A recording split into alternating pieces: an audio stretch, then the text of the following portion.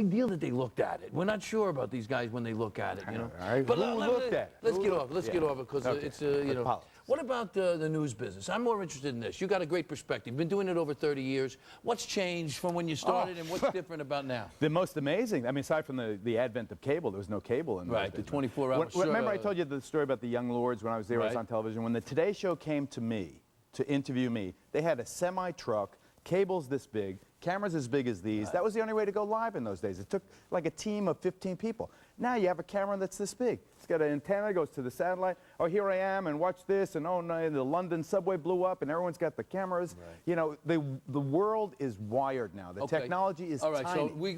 So that's live. Everything is like this. Stipulated. Everything's immediate, like much more immediacy, immediate, and cheaper to cover things. Much less expensive, also much more mobile, agile, and in many ways less risky because you can be lower profile. You know, we used to talk about carrying the 2-ton pencil wherever we went. Now you get into a situation you can sort of try and blend in. That's what most of the journalists do in Baghdad now. They don't drive around the big SUVs like we used to. They drive around in a beat-up old car that has armor that you don't see. The windshields are cracked, and you have a camera sitting on your lap, and you see something, you shoot it, and you get out of there before they realize who you are. It's guerrilla film. It's guerrilla news. That's the only way you can cover it. What about the approach? What about the I think a poll came out the other day with the favorability rating of the press. How do you think the public sees the press now as compared to when you started? I think that the thing with the press is self-loathing. They hate each other.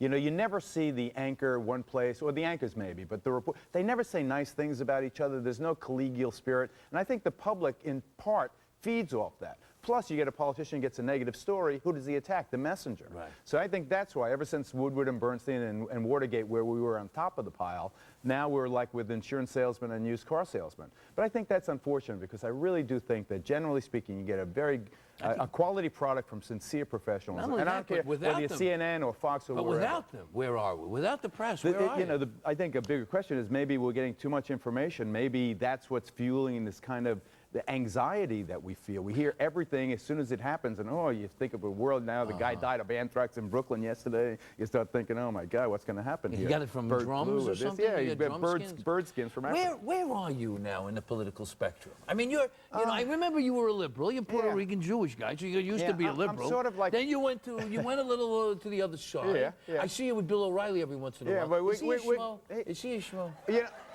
And what do I mean by schmo? Well, I understand. He's just so certain. I'm He's from so you. certain. Nobody can change his mind. In that regard, he can be arrogant. But I enjoy the intellectual exchange, the butting heads. And the fact that he has the cayunis to let me go there and say my piece, knowing that I'm going to disagree with him, that shows that he's got more of a Menschy spirit than you think. So where are you?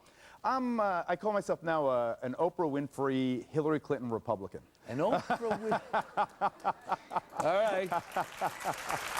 What I mean by that is I think we got to back the president in the war effort. I believe in free enterprise. I think that we've got to set loose the creative spirit within us. The government can't solve all the problems, but you got to be compassionate to people. Really, you got to help people out. You got to do it in the way that our families do it, like Puerto Rican, Jewish, Italian families, the way they take care of each other. That's what I want the whole country to feel about itself. Yeah. You know, we're all in this together. I'm like a Chinese restaurant political guy. I take one from column A, one from column B. That's not bad. That's not bad, as long as it tastes good. Hey, now listen, you still boxing? You know, he was a pretty good fighter. Yeah, and he had a great gym here in the city. Norman Mailer stopped when he was 60. I'm still poking along once in a while. Still fooling around. Me too. Listen, I got a speed bag. But I never boxed like you. No, come on. I got a speed bag. How much time we got? How much time do we have? I got a little peanut bag. When's the last time you hit a bag of peanut butter? Let me see. I don't even know if I could do this. You go. Are you standing on there? 30 seconds. I got a shot. Yeah. And remember, and the best part was... Nail it. Pop. Anyway, listen. Great to have you here, Geraldo. Thanks for being here. Hey, special thanks to TitleBoxing.com for the gear. Geraldo at Large airs every weekday. Check your local listing. Mr. Geraldo Rivera, ladies and gentlemen. We'll be right back. Thank you very much.